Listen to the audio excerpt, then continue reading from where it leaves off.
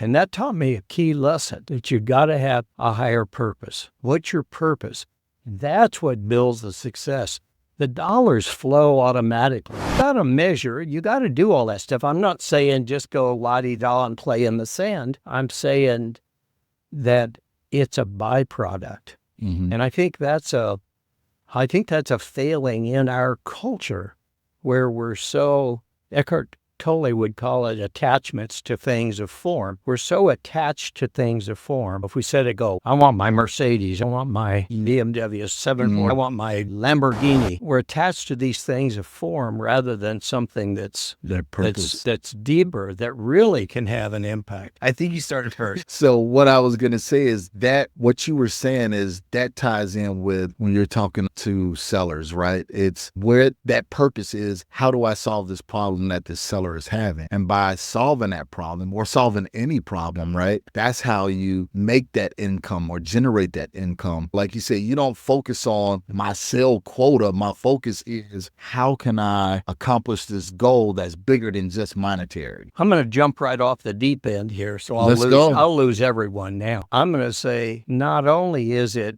solving that customer's problem, and this came from, you guys know, I had a major interesting medical event happen, subdural hematoma, and I was literally disabled for 7 days. I remember nothing during those days. I came out of that, and it was quite an interesting event coming out of that. And what I realized is that there's only one thing that's important, and that's love. So actually it ties in exactly what you're saying, Marcus, because all you got to do is love that customer. Just love them. Yep. If you get on the phone, I get 10, 15, 20 calls a week from wholesalers because I've got property here and there, and I don't sense anyone caring about Yep. As the seller. Everyone's hustling. True. Yep. And it's a failure, but I've seen wholesalers succeed and fix and flippers and buy and holders who are there. What can I do for you? What do you have any problem at all? Hey, I'm a solution provider. I just want to fix problems. No. If you could, in your heart, come across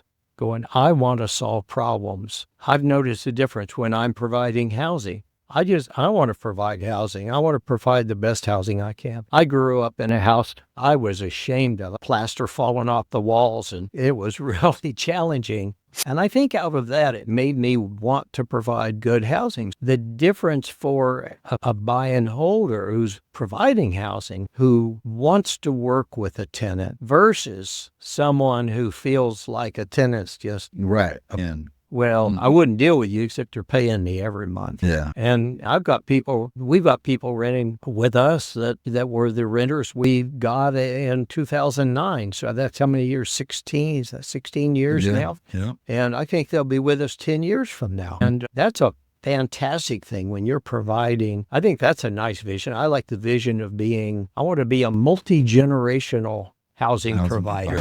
This isn't for you. It's for you and your kids. That's a neat vision. That's an expanded one. Back to your point, it's the purpose of what you're doing, but it's the passion that you put into it, and that's caring. So you go and treat someone and not be trying. Don't try to close the deal. Yep. Maybe now this can get distorted because now someone can use it. I'm going to trick you, and I'm not going to try to close it. But do it with sincerity and just find out what their problem is. You find out somebody's problem and help them with that. And maybe you're not even part of the solution. Hey, I'm going to hook you up with Marcus. He does that stuff because I don't do that. So I believe in that 100%. I think it took me a long time to figure that out. So what do we say to the person like that has to pay their light bill next month, right? Or you're new. You don't know what you don't know. And that patience to understand that, hey, ultimately, just like buying a rental property, will pay off one day. It's not tomorrow. That kindness, because there's that other salesman right behind you going, I'm going to close this thing and I got to eat. And you're just like, hey, but I believe that's what I do.